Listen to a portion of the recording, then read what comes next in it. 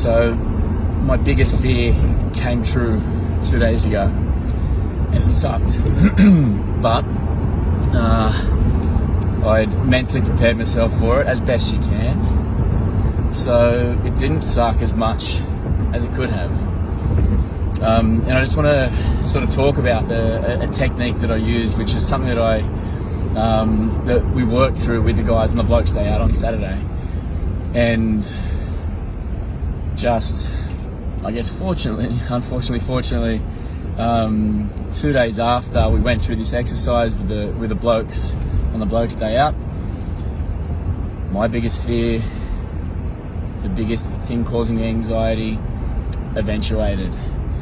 And I had tools in place to be able to manage it better. So I'm just going to talk briefly through it. I'm not going to talk about it, I'm just going to talk about it briefly. But what we did on this exercise we worked through was we talk about what's the biggest stress in your life at the moment, what's causing you the most stress. And for me, it was the lack of control over my access to my children. And we work our way down, and we talked about identifying a situation which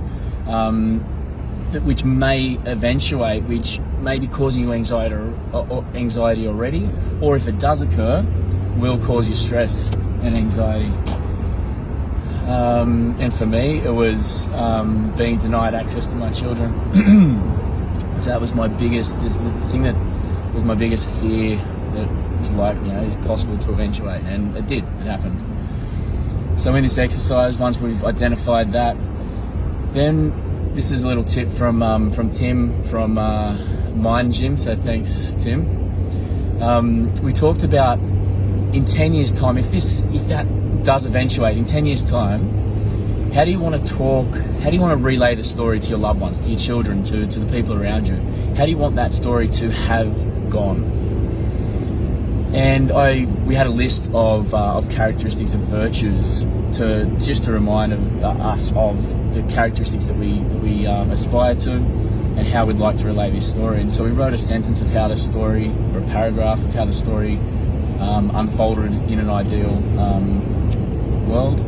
And then from that story, we used those characteristics, those virtues, to write a mantra, an affirmation, to remind ourselves, if that situation arises, we can repeat this mantra and remind ourselves of how we want our family to see us behave in this situation, how we want history to remember us behaving in this situation. And so through this exercise, I came down, and my mantra was, I am calm, I'm in control of my emotions, I'm the best dad I can be to my kids, I act with honour, integrity, discipline and determination. Now when I went to pick my kids up at my scheduled time, and I was denied access to my kids, that's happened before, and it absolutely broke me. And I'd prepared myself for this possibility. I'd gone through that mantra. So when this happened, standing out the front, waiting, I went through that mantra in my head. I'm calm, I'm in control of my emotions. I'm the best dad I can be for my kids.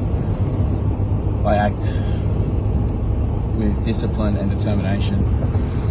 And I breathed through it, and I kept repeating that mantra. And instead of, maybe sending a nasty message or an aggressive message or whatever it might be, I was calm, I was in control of my emotions, and I left, and I put some things in place to make sure that I see my kids as soon as possible.